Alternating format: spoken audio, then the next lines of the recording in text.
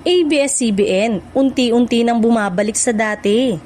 Unti-unti nang bumabalik sa dati ang ABS-CBN, isa sa pinakamalaking network sa bansa. Matapos ang ilang taon na pagbabago at hamon, mas marami ng programa ang muling ibinalik sa free TV at online platform.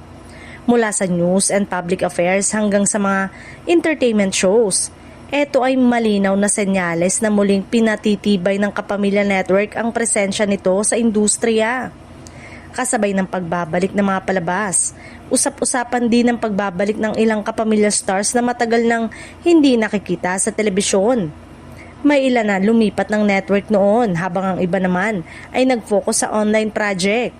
Ayon sa mga taga-subaybay, mas bukas na ngayon ang ABS-CBN sa muling pakikipagtulungan sa kanilang mga talent. Kaya't mas marami ang proyektong inilulunsad. Hindi lamang mga programa at artista ang bumabalik. Kasama rin dito ang pagbabalik ng Kapamilya Touch sa pagbibigay ng dekalidad na content. Mula sa serye, talk shows at variety program, hanggang sa investigative shows tulad ng Soko, malinaw na ipinapakita ng network ang commitment nito sa paghahatid ng kwento at impormasyon sa publiko.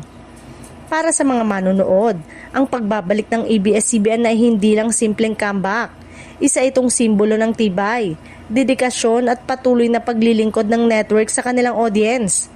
Ang kanilang strategic na pagbabalik ay nagbibigay pag-asa sa mas marami pang kapamilya content ang mararanasan ng publiko sa mga susunod na buwan. Sa kasalukuyan, marami na ang excited sa mga bagong lineup ng palabas at pagbabalik ng kanilang paboritong Kapamilya stars. Unti-unti ngunit siguradong bumabalik sa dating lakas ang ABS-CBN at ipinapakita nitong hindi basta-basta matitinag ang Kapamilya brand sa puso ng mga bawat Pilipino.